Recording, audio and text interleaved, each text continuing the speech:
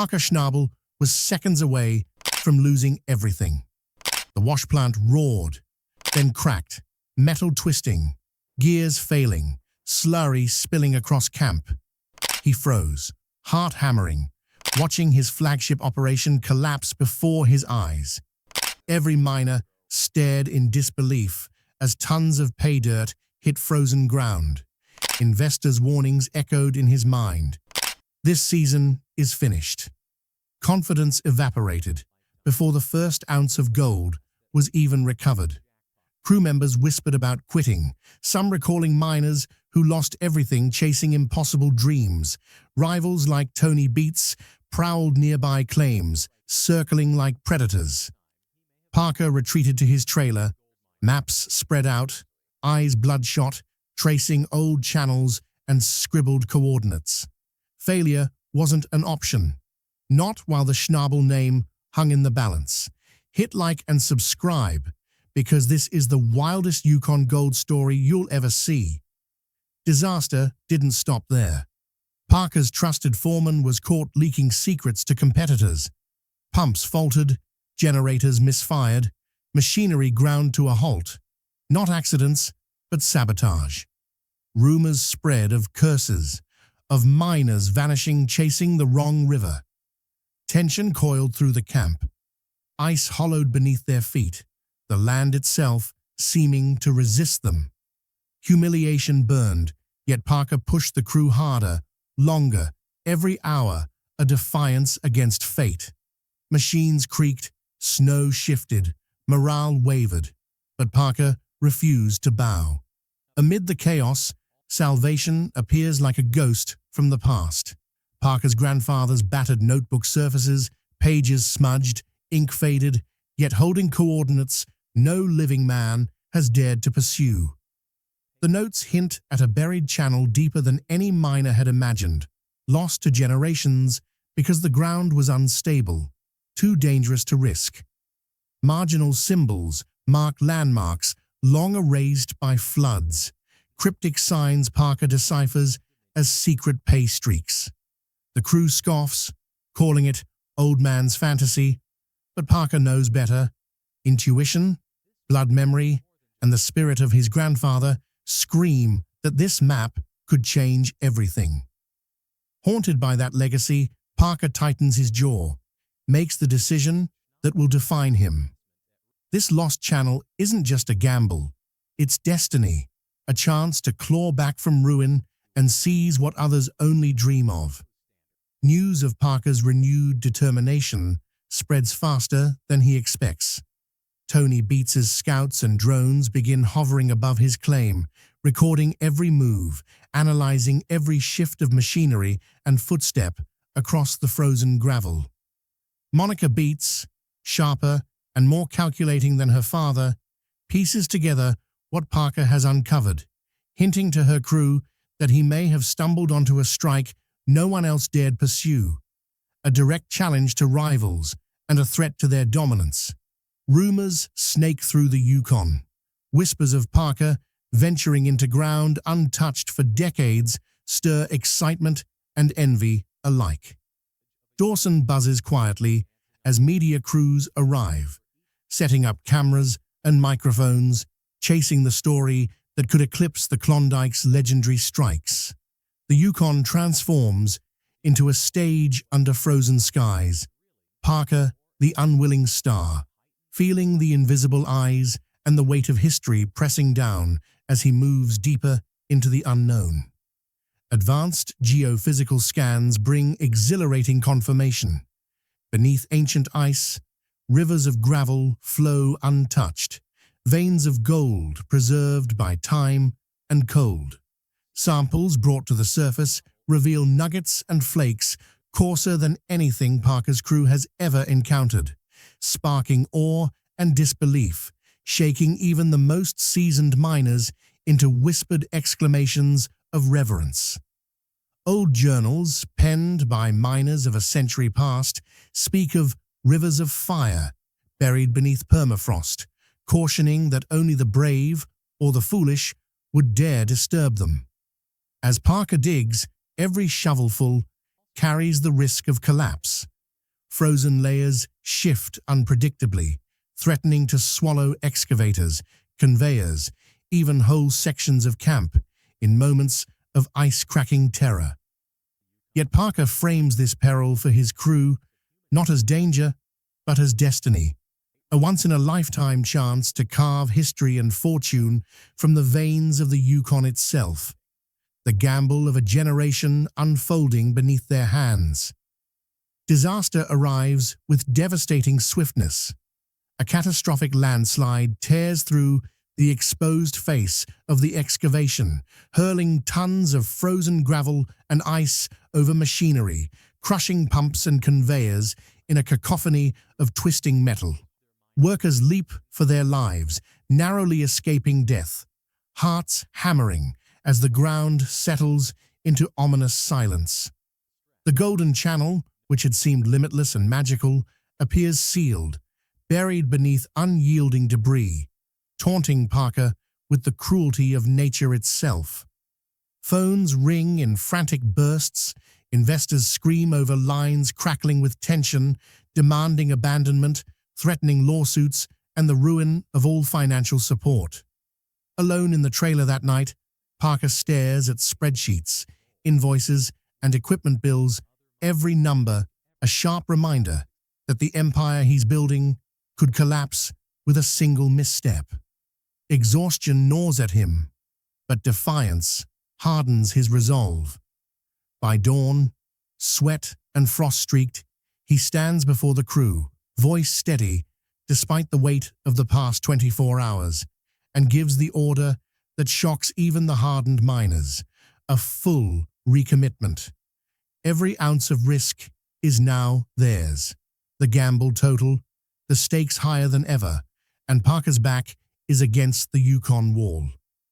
The land itself seemed to watch, silent and unyielding, yet in its frozen veins glimmered the promise that Parker had not failed, only been tested. Every crack in the ice, every shifting layer of gravel hinted at hidden fortunes, waiting for those brave enough to uncover them. As the crew worked tirelessly to clear debris, patch broken machinery, and stabilize the ground, Parker's eyes never left the horizon, calculating the next move, daring to push further into the vein that had already begun to challenge every miner who thought they understood this unforgiving land. Hours of sweat and effort finally paid off. Excavators ground through frozen layers, metal teeth biting into gravel, until the first glint of gold broke through. Dense, glittering pay gravel stretching across the pit, like a vault of riches. Geologists rushed in, confirmation etched on their faces. This was no ordinary deposit. Ancient placer veins, preserved under decades of permafrost, revealed themselves in scale and richness beyond any modern strike. The crew froze, awestruck, some stepping back instinctively as if the earth itself demanded respect. Parker's heart hammered. This was the very lost channel his grandfather had chronicled in a battered notebook. Decades ago, a secret finally unearthed. Skepticism dissolved. Disbelief gave way to raw belief. For the first time, every miner on site senses that they are touching the Yukon's final great secret, a fortune that defies imagination. Word spreads faster than the wind across frozen rivers. Tony Beats, eyes sharp as a hawk, mobilizes dredgers and crews, aiming to stake claims near Parker's strike, whispering that the discovery might be worth more than any mine in modern memory. Rivals murmur among themselves, plotting legal maneuvers, surveying overlapping territory, preparing injunctions to halt Parker's work. Local authorities arrive discreetly, notebooks and clipboards in hand, hinting at a scale of significance that could extend beyond private ownership. Corporate greed and government interest converge like an unseen storm, creating a geopolitical flashpoint in the middle of the Yukon wilderness. Parker reacts swiftly, turning his operation into a fortress. Cameras scan the perimeter, Guards patrol under frost-bitten skies, and the crew works sleepless hours, defending the Golden Wall with a mixture of fear and reverence. The sense of history pressing down is palpable. Every shovel, every sluice, is a line in a story written in ice and gold. The first cleanouts begin, and the scale of the haul is staggering. Tens of millions of dollars in weeks, dwarfing every previous season. Glittering nuggets the size of fists emerge from gravel that had lain untouched since the Ice Age. Artifacts embedded in the pay gravel, ancient tools, worn fragments of leather and bone, suggest that this channel had been hidden by time itself, a secret the land had jealously guarded for centuries. Experts flown in from around the world declare the discovery one of the richest placer finds in modern history, possibly the last untapped treasure of the Klondike. Investors who had whispered doubt are now clamoring for access, reversing previous threats and showering Parker with funds to expand operations. But amid the celebration, a shadow lingers. The crew murmurs in low tones about the dangers of such rapid wealth, about envy that festers as fast as gold is pulled, about greed that could ignite into violence at any moment. The stakes rise with every bucket of gravel processed, every nugget recovered. Parker, standing before the Golden Wall, understands that this is not just a mine. It is a proving ground of willpower, strategy, and survival. A battlefield where fortune and danger intertwine, where one wrong move could destroy everything they have clawed from the frozen Yukon. Each shift carries both promise and peril. Machines strain under weight and frost. Shifting layers of permafrost groan like the earth itself is warning them away. The sunlight glints off gold as if the land itself is alive, shimmering with secrets and challenges, beckoning the bold and punishing the reckless. Parker moves among the crew, mapping channels, directing sluice adjustments, checking sample after sample, every action a calculated step toward maximizing the strike. The men and women around him work with a mix of reverence and exhaustion, their breaths misting in the frigid air as they sift through veins that have waited centuries to be claimed. Each nugget recovered is a victory. Each ton of gravel processed a testament to endurance, courage, and instinct. The Golden Wall grows as days stretch into weeks, and with it, the pressure mounts. Rivals' eyes remain on the horizon. Legal challenges and corporate interest hover like predators, ready to strike. The crew begins to whisper about the land's temperament, about the whispers carried on the wind, as if the Yukon itself is watching, judging, testing the fortitude of those who dare disturb its oldest secrets. Parker's mind, however, remains sharp and relentless, calculating, balancing ambition against risk, pushing forward as the wall continues to yield riches unimaginable. Each clean-out, each flash of gold under floodlights confirms that what he has unearthed is beyond history, beyond expectation, a haul that will redefine gold mining in the Yukon and cement his name among legends. The aura of danger does not dissipate. Machines teeter on edges, ice shifts unpredictably, and the sheer volume of gold threatens to attract not just rivals, but chaos itself. Workers, despite their exhilaration, grow wary of the frenzy surrounding them, whispering about shadows in the trees, about men watching from a distance, and about luck stretched to the breaking point. Parker absorbs it all, eyes constantly scanning the horizon and the golden veins beneath his feet. Every day is a test of skill, endurance, and nerve, and the sense of history, wealth, and peril converges in a dizzying mix that drives the crew forward, yet keeps them on edge. The haul continued relentlessly, each bucket of gravel revealing layers of ancient secrets, veins that gleamed under floodlights as if the land itself were eager to tell its story. Nuggets the size of fists, deposits untouched for centuries, and glimpses of artifacts hinted at a treasure far beyond modern expectation.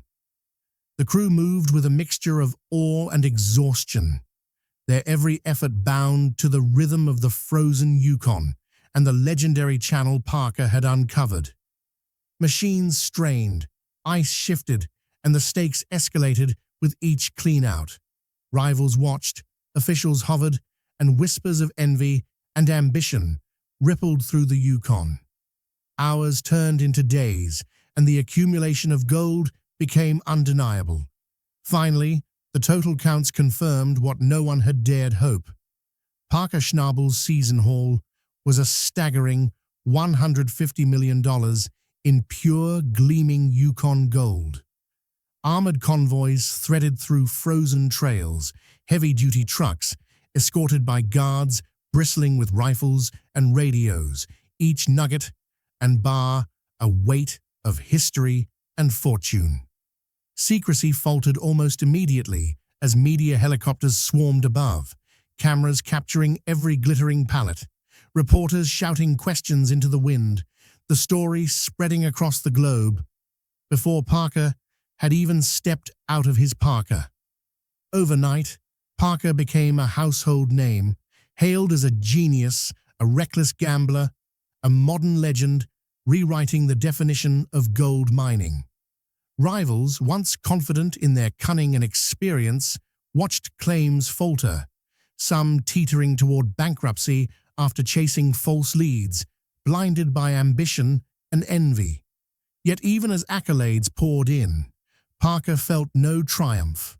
The glow of gold was tempered by the shadows of betrayal, exhaustion, sleepless nights, and the unyielding weight of fame pressing down like a second winter. Locals murmur that Parker's strike validates old Klondike ghost stories, tales long dismissed as folklore, now reborn in shimmering veins of pay gravel. Elders connect the channel he uncovered to indigenous legends, the river that bleeds fire, a story passed down in hushed tones for generations, now impossible to ignore.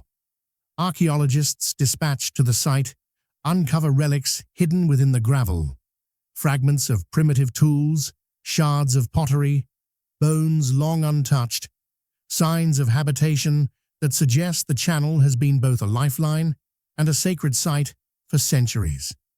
The Yukon, in whispers of wind and rustle of ice, seems alive with its own narrative, marking Parker's discovery not as a simple mine, but as a gateway into hidden history, a thread tying modern ambition to ancient mystery. For Parker, wealth is eclipsed by unease. Beneath the shine of gold lies a chilling question. Has he uncovered something the world was never meant to disturb? A secret held for generations that now rests in human hands. Rivals regroup with quiet fury, governments circle with muted scrutiny, and rumors of other hidden channels start to seep through Yukon networks, hinting that Parker's strike may be only the beginning of a far larger story. His name is etched into the annals of Yukon history, yet the glow of fame brings enemies forged in envy and desperation, men and women willing to take extreme measures to stake their claim in a world suddenly awakened by his find. The gold itself binds Parker, demanding loyalty, sacrifice, and vigilance. Every hour away from the site feels like a risk. Every decision carries consequences, measured in millions of dollars, and the fragile trust of his crew. The weight of his fortune presses heavier than any ice-laden hill he has climbed, heavier than the machines that toil endlessly in the frost, heavier than the ghosts of miners who whispered warnings in old journals and legends. Even as the convoys disappear into the horizon, each nugget a testament to his skill, luck, and sheer audacity, Parker knows the land holds more than just gold.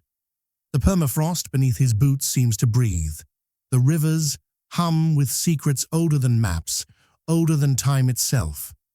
Shadows of rivals, whispers of government agents, and the relentless press converge, reminding him that fortune in the Yukon is a double-edged claim. What is won with sweat and cunning can be lost in a heartbeat. Every shovel dug, every sluice operated, every risk calculated has led to this pinnacle. Yet Parker senses the precariousness beneath his triumph. The Golden Haul has changed him. The once desperate, nearly broken miner now wields wealth and influence that could reshape the territory's mining landscape for decades. Yet it is a crown that burns with responsibility, a weight that measures loyalty, vigilance, and endurance as much as raw dollars. As the sun glints off frozen peaks and the rivers shimmer like molten metal, Parker stands atop the legacy he fought tooth and nail to claim, eyes scanning the horizon, mind calculating, heart steady despite exhaustion. He understands one absolute truth. The Yukon has given him everything, but it can just as easily take it back. In a storm, a betrayal, or a misstep that even legends cannot prevent. Every hour at the Golden Wall cements his role as King of the Yukon, a title earned not just with luck, but with determination, courage, and the unyielding refusal to surrender when every force from nature, rivals, and fate stood against him. The veins of gold shimmer like living threads, binding the past to the present, history to legend, fortune to responsibility. Parker's hands, rough from ice, machinery, and relentless effort, rest on the sluice as he surveys the haul. He feels the pulse of the land beneath him, the weight of ancestors who mined and mapped before, the gaze of competitors who will never forget his audacity. The gold is his, yet it demands everything in return: focus, sacrifice, vigilance, and respect. The Yukon has handed him a crown, forged in ice and fire, and Parker knows that reigning over it will require every ounce of his skill, every shred of his resolve, and an unbroken eye on secrets still hidden beneath the frost, waiting for the next daring soul who believes they can claim them. This is not just wealth. It is legacy, danger, and history intertwined. Parker Schnabel has survived collapse, betrayal, and nature's fury to stand atop the ultimate prize, but the Yukon, ever enigmatic, ever merciless, reminds him that fortune is a fleeting companion, and vigilance is the only path to keep what has been so arduously won.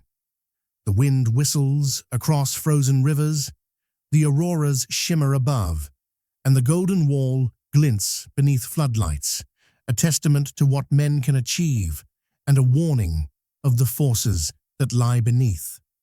The season is over in terms of mining, but the story, the legend, and the stakes continue, whispering that the Yukon's secrets are far from fully claimed, and Parker's $150 million fortune may only be the beginning of a saga that will define him and the land for generations.